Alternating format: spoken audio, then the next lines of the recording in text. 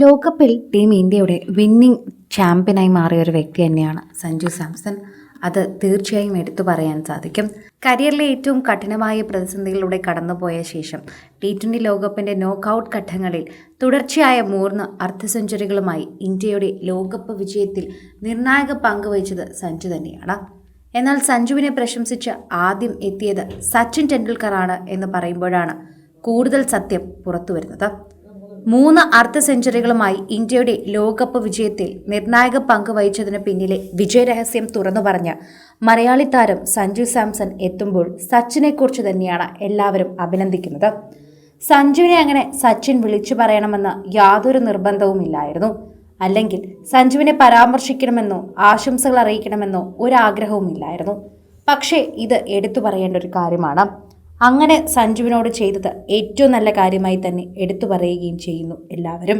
ന്യൂസിലൻഡിനെതിരെ ഫൈനലിൽ 46 പന്തിൽ 89 റൺസ് അടിച്ചുകൂട്ടി പ്ലെയർ ഓഫ് ദി ടൂർണമെന്റ് പുരസ്കാരം സ്വന്തമാക്കിയ സഞ്ജു തന്റെ ഈ വമ്പൻ തിരിച്ചുവരവിന് പിന്നിൽ ബാറ്റിംഗ് ഇതിഹാസം സച്ചിൻ ടെണ്ടുൽക്കറുമായി നടത്തിയ വൈകാരികമായ ഒരു സംഭാഷണമാണെന്ന് വെളിപ്പെടുത്തി.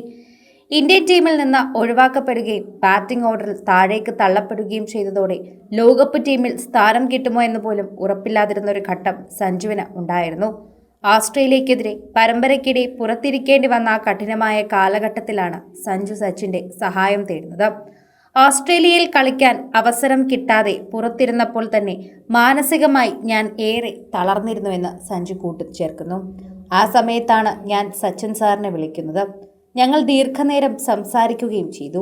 കളിയിലുടനീളം പാലിക്കേണ്ട വ്യക്തതയെക്കുറിച്ചും ഗെയിം പ്ലാനുകളെക്കുറിച്ചും കൃത്യമായ ഉപദേശവും തന്ന അദ്ദേഹം ലോകകപ്പ് സമയത്തും ഞാൻ എങ്ങനെയായിരുന്നുവെന്ന് വിളിച്ചന്വേഷിക്കാറുണ്ടായിരുന്നുവെന്ന് ടെന്നീസ് ഇതിഹാസം രോഹൻ ബൊപ്പണ്ണയ്ക്കൊപ്പം പങ്കെടുത്ത പ്രത്യേക അഭിമുഖത്തിൽ സഞ്ജു വെളിപ്പെടുത്തി.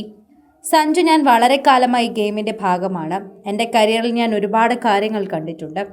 എന്നാൽ ഒരു കാര്യം എനിക്ക് ഉറപ്പ് നൽകാം, നീ ഈ കളിയോട് 100% സമർപ്പണബോധം കാണിച്ചു. അതിന് പൂർണ്ണമായും നിന്നെ സ്നേഹിക്കുന്ന ആളുകൾ നിനക്കുണ്ട്. നിനക്ക് എല്ലാ ബഹുമാനവും കിട്ടും.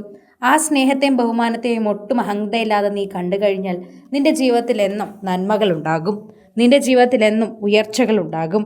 ഉയർച്ചകളും താഴ്ചകളും എല്ലാവരുടെ ജീവിതത്തിലും സംഭവിക്കുന്നതാണ്. പക്ഷേ ഈ ഒരു സമയത്ത് നമ്മൾ അഹങ്കാരം കാണിക്കാൻ പാടില്ല. അതുപോലെ തന്നെ നമ്മൾ ഈ ഒരു സമയം വളരെയധികം ഇതിനെ കണ്ണടച്ച ഈശ്വരധാനത്തോടെ തന്നെ കാണണം. നീ വിശ്വസിക്കുന്ന നിന്റെ ദൈവത്തിൻ്റെ കൈകളിലേക്ക് നീ ഏൽപ്പിക്കണം. അതാണ് ഈ ഒരു സത്യത്തിന് നീതിക്കും ഏറ്റവും കൂടുതൽ നമുക്ക് നൽകാൻ സാധിക്കുന്നത്. അതാണ് നമ്മൾ ഈ ഒരു അവസരത്തിൽ നൽകേണ്ടതും. എടുത്തു പറഞ്ഞാണ് പലരും ഈ ഒരു കാര്യത്തെക്കുറിച്ച് സംസാരിക്കുന്നത്. ഓരോ തവണയും പ്രേക്ഷകർ ഈ ഒരു വാർത്തയെക്കുറിച്ച് ഏറ്റെടുക്കുകയും ചെയ്യുന്നുണ്ട്. പ്രേക്ഷകരുടെ പ്രീതി വളരെയധികം മനസ്സിലാവുകയും ചെയ്യുന്നുണ്ടെന്ന് കൂട്ടിച്ചേർക്കാൻ സാധിക്കുന്നു. ഓരോ തവണയും പ്രേക്ഷകർ ഏറ്റെടുക്കുന്ന പോലൊരു വാർത്തയായി ഇത് മാറുകയും ചെയ്യുന്നുണ്ട്.